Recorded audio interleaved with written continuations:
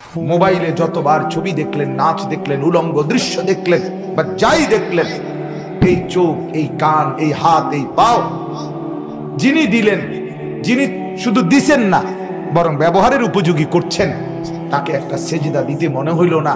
আপনি মানুষ, যুবক, তুমি মানুষ, তুমি মানুষ মিয়া। তাহলে জানোয়ার বলবা কাকে? একটা বারও তোমার মনে হলো না কথা? ফজর গেল, জোহর গেল, আসর গেল, মাগরিব গেল, এশা গেল, একটা সিজদা দিতেও মন চায় না? হায় হায় হায়, মুসলমান পরিচয়ধারী এত শক্ত হয় কেমনে বাপ?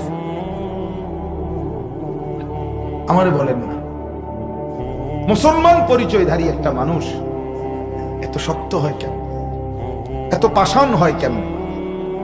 আয় হায় হায়, যুবক, তুমি ভুলে গেছো ভাইয়া তুই মুসলমান? তোমার একবারও মনে হয় না এতগুলো মসজিদের আজান, এতগুলো মাইকের আজান? আমি ইউপি গেছি দারুল উলুম দেওবন্দ দেখতে, এই আমার অপারেশনের সময় 9 তারিখ, 8 তারিখ 9 তারিখ ছিলাম ওইখানে। পুরা রাজ্যে যে কয়জন মুসলমান আছে ইউপিতে, সেখানে মসজিদে আজান দেওয়া মাইক দিয়া সম্পূর্ণ নিষিদ্ধ, সম্পূর্ণ নিষিদ্ধ।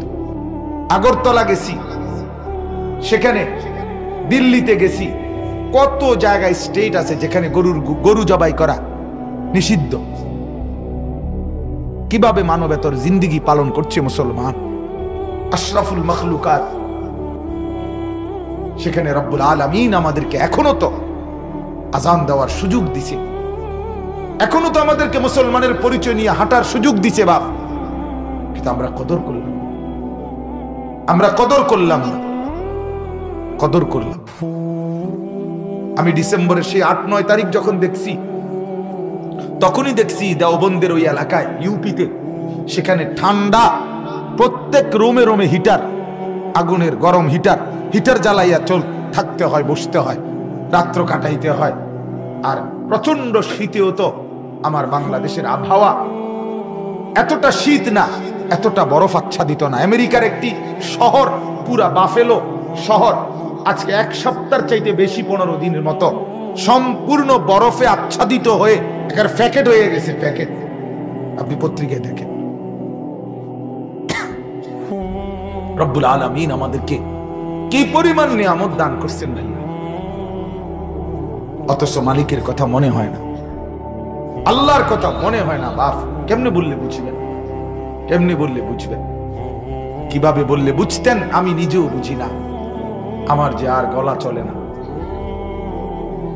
এই জন্য আল্লাহ তাআলা বললেন, আমার বান্দা তুমি আমার জমিন ব্যবহার করো, ভোগ করো, কোনো সমস্যা নাই, শুধু এটা মনে রাখো আমার কাছে আসতে হবে, আমার কাছে ফিরতে হবে। ইলাইনা তুরজাউন, আমার কাছে আসতে হবে। ইলাল্লাহি মারজিউকুম জামিআন, সবাইকে আসতে হবে, সবাইকে আসতে হবে। এখানে আছে কোরআনে আল্লাহ বলছেন, কুল হুয়াল্লাযী দারাআকুম ফিল আরদ ওয়া ইলাইহি তুহশারুন।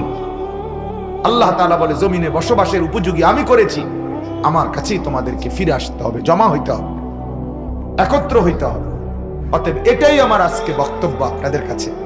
এই মূল কথা এটাই যে আমি আপনি প্রত্যেকে জীবন চলেন, বাবা, জওয়ান, বুড়ো, সবার কাছে ভাই অনুরোধ, চাকরি করেন, ব্যবসা করেন, লেনদেন করেন, আয় করেন, উপার্জন করেন, যে যাই করেন, দয়া করে এতটুকু শুধু মনে রাখেন, জীবন চলার পথে আমাকে আল্লাহর কাছে ফিরতে হবে।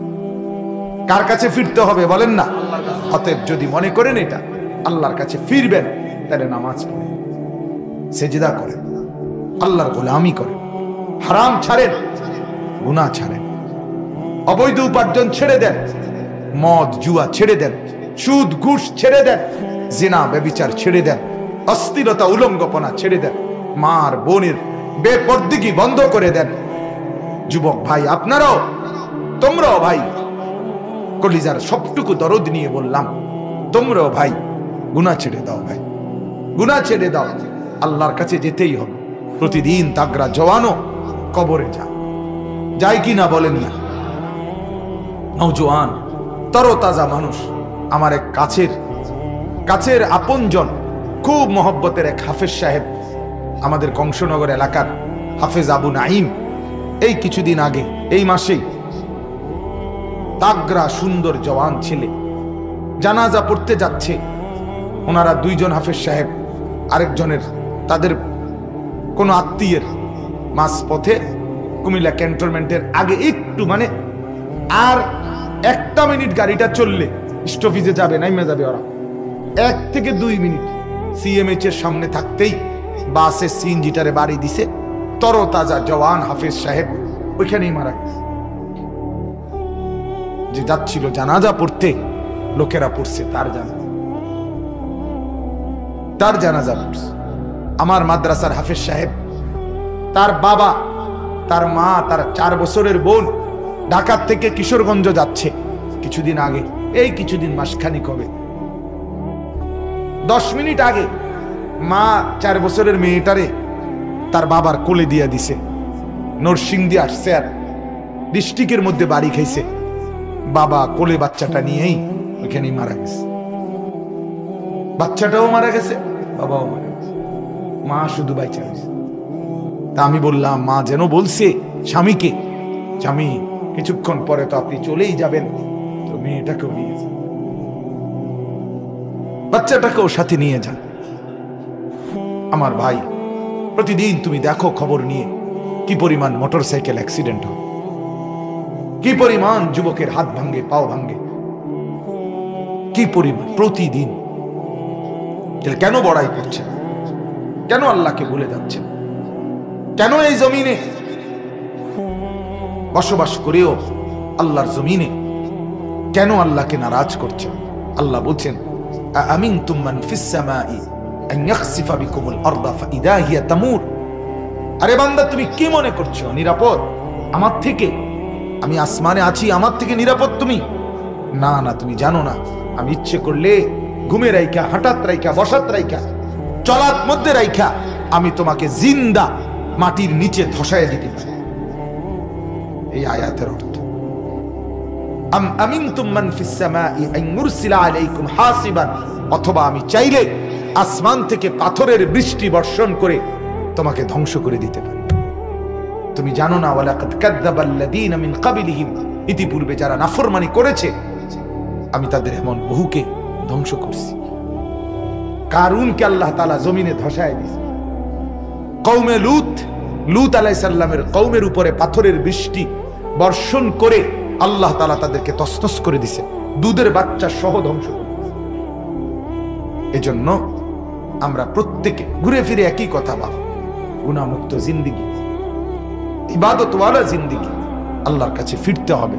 আজকের এই বাঙ্গরা মদিনাতুল উলুম মাদ্রাসায় আপনাদের কাছে অনুরোধ, আপনারা কমপক্ষে এতটুকু চেতনা নিজের ভেতরে রাখেন, গুনাহ থেকে বাঁচেন। যুবকরা আমাকে মহব্বত করেন, আমি জানি ভাই, আমিও আপনাদেরকে কলিজার সবটুকু দিয়ে মহব্বত করি, কিন্তু মহব্বতের এই দাবিতে আপনারা বলেন, ভাই কেন ইসলাম ছেড়ে দিলেন? কেন আল্লাহকে ছেড়ে দিলেন? কেন ইসলামকে অপছন্দ করলেন? সারা পৃথিবীর লক্ষ লক্ষ যুবক, আমি প্রতিদিন বলি এই কথাটা, সারা পৃথিবীর লক্ষ লক্ষ যুবক মুসলমান মেসির মতো নিজের মাথার চুল, নিজের চেহারার আকৃতি, নিজের শরীরের মধ্যে টেটু, নিজের জার্সি মেসির আর্জেন্টিনার গায়ে দিছে। লক্ষ লক্ষ মুসলমান কেউ কোনোদিন আপত্তি জানাইল না। অথচ কাতারে বিশ্বকাপ ফুটবলের পুরস্কারের দিন, সেদিন কাতারের প্রেসিডেন্ট আমির একটা আরবীয় পোশাক, আবা, এটা মেসির গায়ে 5টা মিনিটের জন্য গায়ে লাগায় দিছে আরবীয় একটা পোশাক। গোটা ইউরোপের ইহুদি আর খ্রিস্টানের অগণিত কাফের বেঈমান এটার প্রতিবাদ জানাইছে, যেটা ঠিক করলো না। ইসলামের মুসলমানের পোশাক তার গায়ে লাগাইলো কেন? অথচ এটা আরবীয় পোশাক।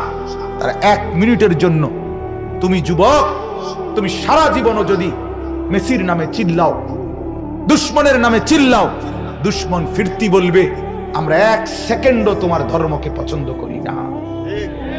1 সেকেন্ড না, 1 সেকেন্ড, 1 মিনিট আমরা সহ্য করি। 30 বছর যে ভাই দাড়ি কাইটা দুশ্মনকে খুশি করলেন, 30 বছর পরে দুশ্মনকে একবার বলেন না, আমি তো 30 বছর তোমার মতো সেজেছি, তুমি একবার 5টা মিনিট আমার মাথার টুপি মুসলমানের এটা তুমি মাথায় দাও। কোন ইহুদি খ্রিস্টান জবাবে বলবে, তুমি বেকুব হইতে পারো, আমি তোমার মতো বেকুব না। এক নবী আছে জান্নাতে ঢুকছে আর ফিরে আসে নাই। আল্লাহ বলছে চলেন ফিরা, কয় না, জান্নাতে ঢুকলে